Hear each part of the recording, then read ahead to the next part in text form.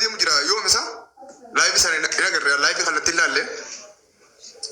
sagaleen sun ta'ee yoomi sagalee nama miidiyaa gubbaa deemu sana namni hedduu waraabee irraa onnoo godhu jiru sun. Yaa sagaleen eda dursa galatoomi polisiriya akkasumatti illee ilmaa Oromoo haati kaanu jechuun nama kabajaa qabu ana biratti akkasumatti illee uummata Oromoo biratti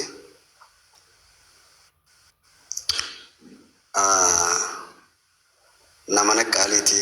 haadha ilmaan kiyyaati sigalee maaliif akka irraatis nama kabajaa qabu na biraa maaliif haa ta'u garuu ilmi namaa wali dhufuun ni jira walitti yaaruun ni jira sigalee akkasumatti illee wal jaalachuunis ni jira akkuma jaalatti jirtutti jibbittinis jirti adda ba'uunis ni jirti jechuudha. Kaleessa ta'e sun ammoo waan biraa sun ta'in waanuma miira keessa seenee yookaan ammoo dubbadde miira keessa gisee siin jiru maaliif jireenya kana keessatti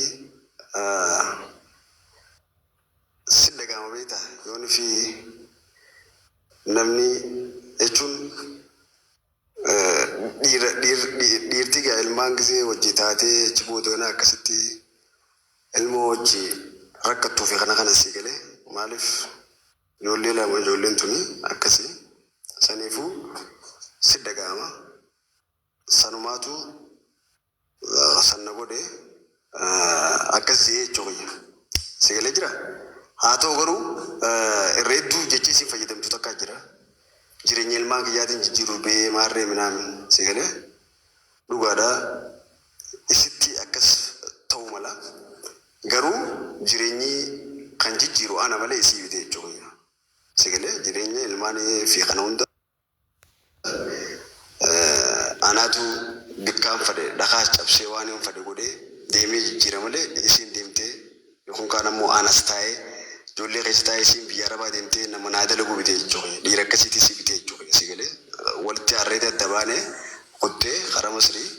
haa ta'u garuu kabajaa guddaa na biraa qabdi haadha ilmaan kiyyaati haadha ijoollee tiyyaati boruus ta'eef taanis fuula duraaf illee jechuudha kabajaa guddaa na biraa qabdi jechuudha isiin si galee maaliif haadha ilmaaniiti kabajaa qabdi si galee ijoolleen tun silaa isiin hin jiraanne yookaan ammoo silaa naafisii walitti hin dhufne ijoolleen babbareedduun tun hin dhuftu jechuudha akkasi kanuma. Okay waani wanta godhu jechuun gaafuma sila umukhaanis Dubaay jirti isaa?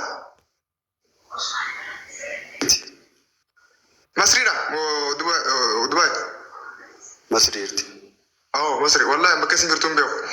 Gaafa umukhaanis biyyaa deemtullee jechuun fedha takka walii galtee jechuun mariidhaan himte jechuudha gabaabumatti waan keessa deemu hin qabnu. Sun walitti harreetuma deemte.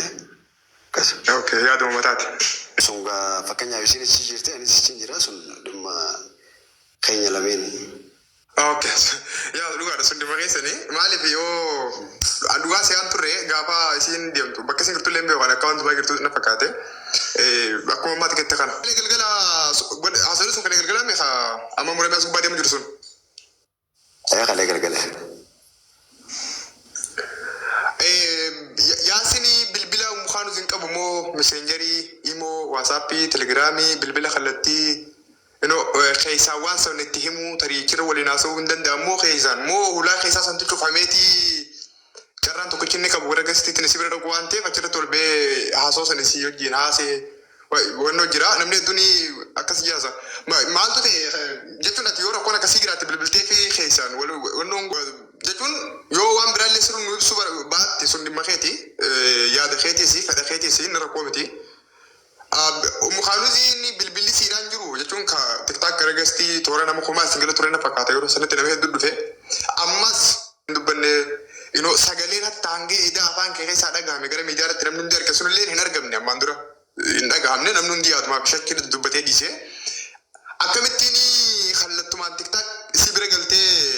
wannoo godhuu dandeesse jechuun bilbila siin qabdu bilbila karaa hundaan biloo kutaatti girtamoo akkamitti miidiyaa gubbatti osoo uummanni jiru dubbatte sagalee waraabame san keessatti akkamitti wanni sun? No bilbila si wanta messengeraa wal dubbisna atau guru anis malif mira kaisa senetin ture malif jennan bekatto tana namni nabira jiru dalay duda segale akkana jibo dana dalay duna kaadatti jolle fintatu segale akaran tatu segale sunis na arse jibo dana mal jeti sima gize yero sanitti irbata fi khana fi fatara fi khanas yomo dalidu tanas arite sigale dalidu bira fidda sigale sanu male bakka echunka mira bakka mali bakka amasi redu akuma rebu sime jirenya khiyan jiru bijirabe yechisi fajidamtu sani male khana chale mo bilbilisi anta messenger cities numan kaba choy sigale male agenda barbadi hon kana mo wan kana barbadi suntu mira kaisi sene chibo dogana wan taka gize khobumma sidagante fi amasi gize